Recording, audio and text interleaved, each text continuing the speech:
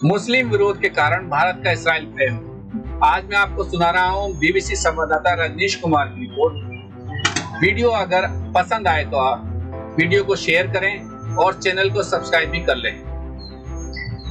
1974 में टाइम्स के पत्रकार वेइन रोग ने कहा था कि भारत के लिए इसराइल राजनीतिकों का वनवास खत्म नहीं हो रहा है। जाहिर है इस वनवास की बुनियाद 1947 में संयुक्त राष्ट्र में भारत ने ही रखी थी। भारत ने इसराइल के गठन के खिलाफ वोट किया था। ये वनवास पीवी नरसिम्हा राव ने 1992 में खत्म किया। भारत गैर अरब मुल्क के रूप में पहला देश था जिसने 1988 में फलस्तीन को मान्यता दी। दूसरी तरफ अरब मुल्क के रूप में इसराइल के खिलाफ भारत एक मजबूत आवाज के रूप में लंबे समय तक बना था। दोनों देशों के बीच राजनयिक वनवास खत्म होने के बाद से संबंध काफी गहरे हो गए। राजनयिक वनवास भले ही पीवी नरसिम्हा राव ने खत्म किया, लेकिन इसे परवान चढ़ाया बीजेपी सरकार ने। अटल बिहारी वाजपेयी की सरकार में 2003 में किसी भी इसराइल प्रधानमंत्री का पहला भारत दौरा हुआ तो नरेंद्र मोदी के रूप में पहला भारतीय प्रधानमंत्री का दौरा इसराइल का हुआ।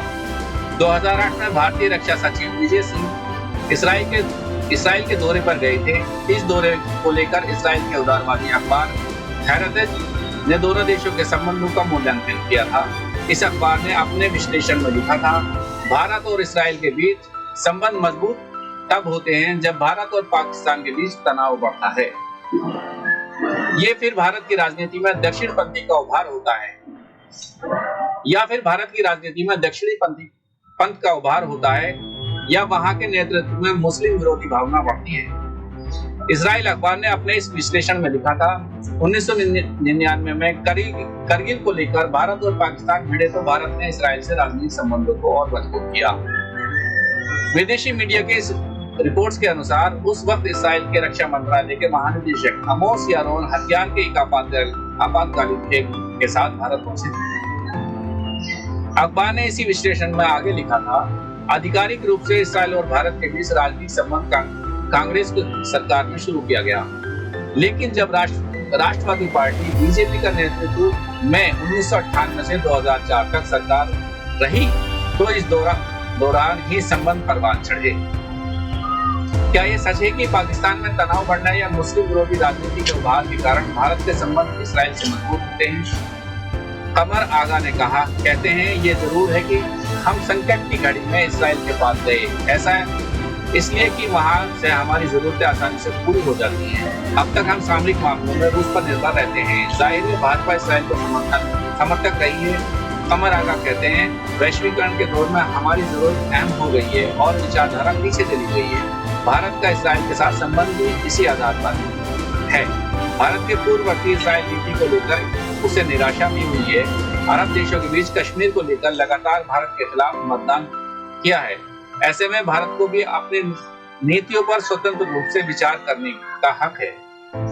जहां तक हिंदुत्व या मुस्लिम विरोधी भावना का सवाल है, तो यहाँ के हिंदुत्ववादी संगठन शुरू से ही इसराइल का खुलकर समर्थन करते रहे हैं और मुझे लगता है कि ये उपद्रवी संगठन है और इनकी कोई स्थायी विचारधारा नहीं है। ये हिटलर के प्रति भी सहानुभूति दिखाते हैं और यहूदियों के प्रति भी।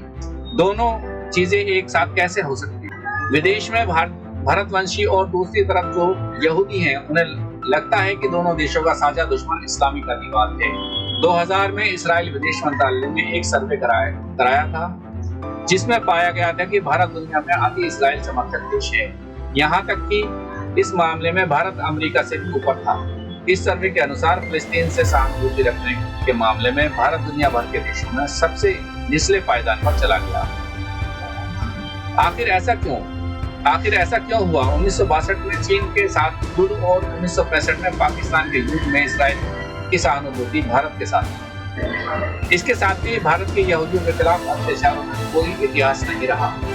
जब कश्मीर का मामला आया तो अरब के देश चाहे वो शिया बहुल हो या सुन्नी बहुल, सबने पाकिस्तान के साथ दिया। 1990 के बाद दुनिया ने भी नई करवट ली।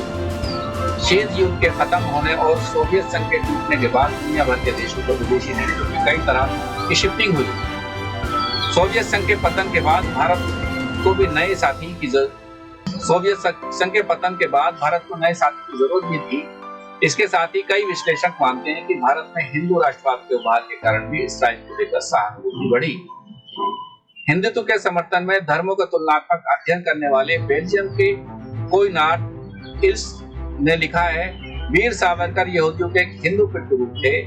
उन्होंने कहा था कि हिंदुओं का एक राष्ट्र के रूप में अपनी मातृभूमि से संबंध है, न कि किसी धर्म से। यहूदियों की परिस्थितियों के कसौटी पर ये सिद्धांत बिल्कुल सही है।